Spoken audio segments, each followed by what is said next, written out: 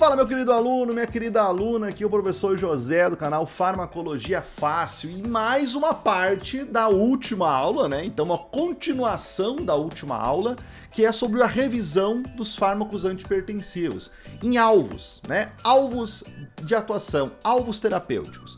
Coloquei um mapa mental na tela, nós fomos parte a parte explicando para vocês aonde os fármacos atuam e fizemos a primeira parte na última aula. Esta é a segunda parte, então se você assistiu a primeira, já vem aqui. Se não assistiu a primeira parte, assiste a primeira parte primeiro, depois vem para cá para poder ter uma visão geral dos alvos farmacológicos dos antihipertensivos. Show? Combinado?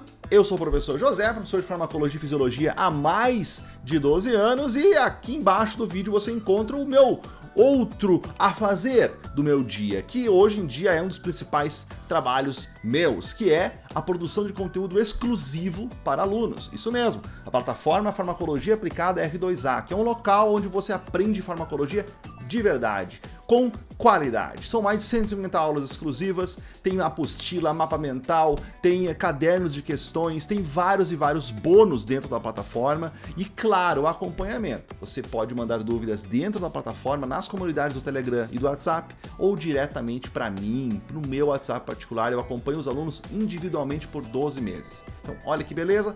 Quer aprender farmacologia de verdade? Clique no link aqui embaixo então.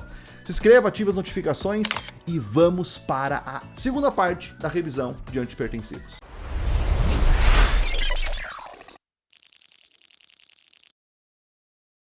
Então, na aula passada, nós falamos do controle tardio da pressão arterial e os alvos farmacológicos sobre esse controle principalmente. Agora, nessa aula, vamos falar dos baroreceptores, o controle abrupto da pressão arterial, o controle nervoso da pressão arterial e os alvos farmacológicos envolvidos nesse sistema.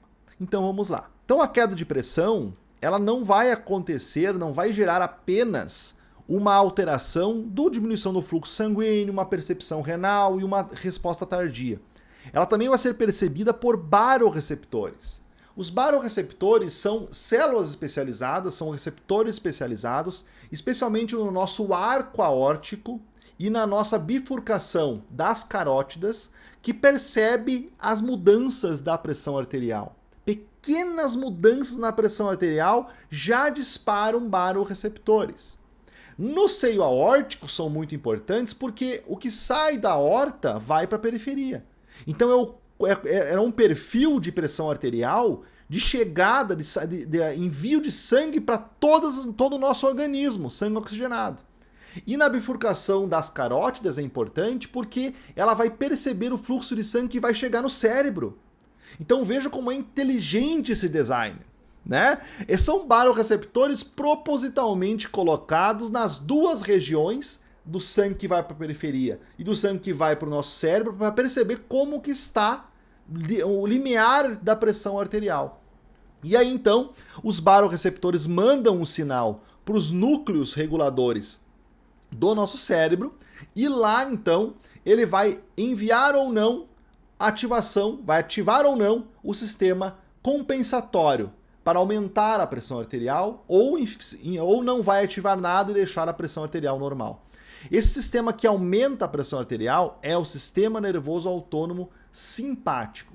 Eles são neurônios que saem do nosso cérebro, neurônios colinérgicos que saem do nosso cérebro e percorrem a medula, saem da medula e se organizam em gânglios e que comunicam com neurônios noradrenérgicos. Esses neurônios noradrenérgicos vão até o tecido e fazem várias coisas. Dentre elas, aumentar a pressão arterial, como está aqui na figura, e vasoconstrição. Então, para controlar, para aumentar a pressão arterial, a noradrenalina vai aumentar a frequência e a força do batimento cardíaco. E também vai nos vasos sanguíneos promover vasoconstrição. Olha que interessante. A partir daí, então, eu tenho aumento da pressão arterial. E nesse sentido, eu tenho várias classes farmacológicas que atuam nesse processo, que vão impedir esse aumento da pressão arterial e que vão diminuir a vasoconstrição. Então, por exemplo, nós temos aqui a noradrenalina atuando em receptores como receptores beta-1. O receptor beta-1, que é um receptor de noradrenalina do coração, é alvo da classe de beta-bloqueadores. Então, os beta-bloqueadores que nós precisamos estudar de maneira aprofundada, na verdade, né, as características de cada uma das gerações de beta-bloqueadores tem como principal alvo bloquear o receptor beta-1. E aí nessa classe de fármacos nós temos aqueles que não são seletivos, que daí vão apresentar alguns problemas, por exemplo, em atuar também no receptor beta-2, que está no nosso pulmão. Então nós temos dois irmãos, o beta-1 e o beta-2. O beta-1 que é o alvo principal, que está lá no coração, que é ativado pela noradrenalina para aumentar a frequência cardíaca e a força, e que eles vão bloquear então o beta-1 principalmente. Mas dentre os beta-bloqueadores, alguns não são seletivos. Não são muito seletivos, na verdade. Então eles atuam em beta-1 e também no pulmão. Só que no pulmão é um problema, porque o beta-2 no pulmão, quando ativado, faz broncodilatação para aumentar o fluxo de troca gasosa. Então a pessoa respira bem, né? Tem broncodilatação. Quando eu tenho a ação do beta-bloqueador sobre o beta-2, ele é um bloqueador. Então ao bloquear o beta-2, eu tenho broncoespasmo. E eu posso ter falta de ar e problemas respiratórios. Então essa primeira classe, nadolol, penbutolol, pindolol, propanolol, timolol, sotalol e outros que nem estão aqui ainda, eles são fármacos que bloqueiam tanto o beta-1 quanto o beta-2, então tem várias contraindicações para pacientes com problemas pulmonares. Mas nós temos alguns que são mais seletivos, não estão 100% seletivos, não existe isso, mas são mais seletivos por beta-1. E eles são então o acebutolol, o atenolol, o bisoprolol, o esmolol e o metoprolol. Então eles são mais seletivos para beta-1. Então só vão atuar em beta-2 e causar problema pulmonar se aumentar demais a dose. No mais, na dose terapêutica, normalmente eles atuam só em beta-1. Mas tem algumas interações medicamentosas importantes com esses fármacos que podem aumentar a efetividade deles. Então, e a atuação farmacológica deles no corpo por uma interação sinérgica, e aí pode causar o efeito em beta-2. Mas nas doses terapêuticas, sem nenhum tipo de interação, eles vão atuar só em beta-1. Os não seletivos, a terceira geração de beta-bloqueadores, ela é dividida entre fármacos que são seletivos, como a segunda geração, né, que é do atenolol, e não seletivos, como a primeira geração, que é do propanolol. Só que o diferencial da terceira geração é que eles atuam também nos vasos sanguíneos. Então ele tem um efeito mais amplo no controle da pressão arterial.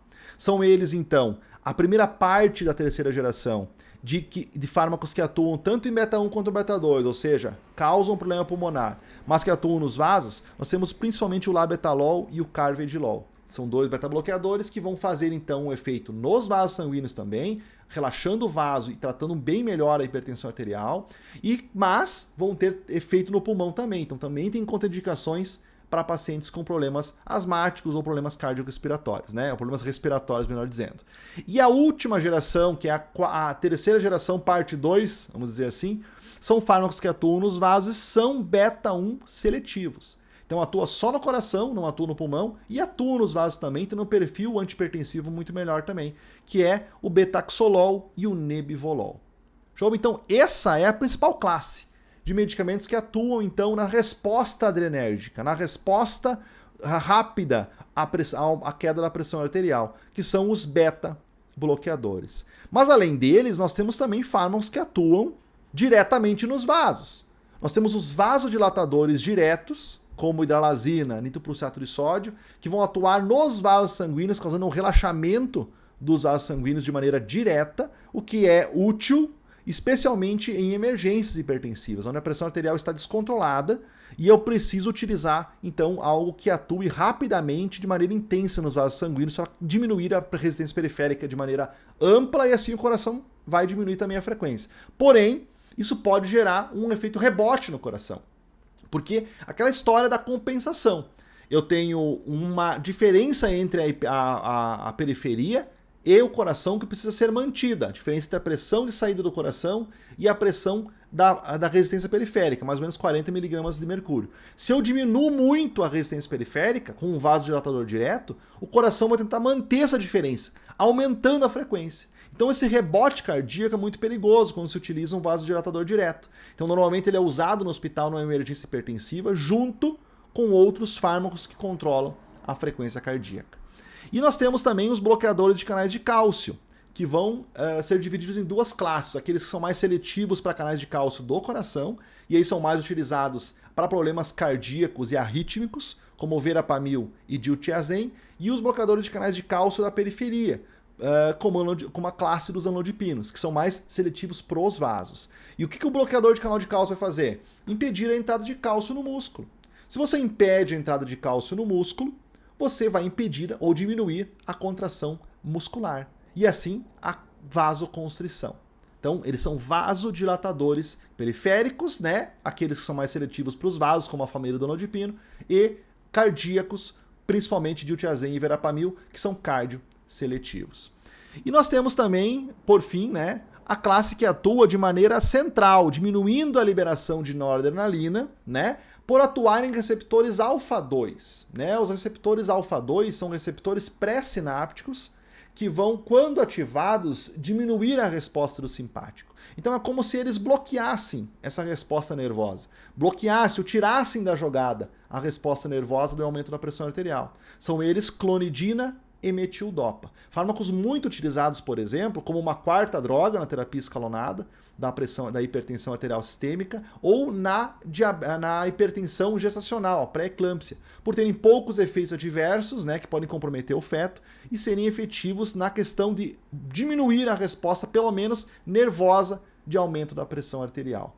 Muito bem, pessoal, encerrando então a segunda parte de revisão dos alvos farmacológicos dos antihipertensivos. Espero que você tenha aproveitado essa aula, aproveitado a parte 1 e a parte 2, e agora tá contigo, né? Entrego a bola para você. Coloque aqui nos comentários qual a próxima aula que você quer que eu traga e que nós vamos continuar falando de fármacos especificamente. Nas aulas anteriores nós tínhamos vários fármacos que nós discutimos de maneira específica e vamos continuar fazendo isso a partir da aula que vem. Então se liga, hein? Se liga, coloca aqui embaixo o medicamento que você quer que eu traga, que eu vou trazer para você com certeza, um manual completo sobre ele. Claro, eu sempre trago uma curiosidade ali que talvez passe despercebido de você, coloco também na aula. Já ative as notificações, se inscreva, deixe o seu gostei, comenta aqui no nosso vídeo para entregar mais, o YouTube entrega mais os vídeos que são comentados e assim o nosso canal cresce e eu consigo trazer mais conteúdo para vocês. Um grande abraço e até a próxima aula. Beijão desse professor. Tchau, tchau.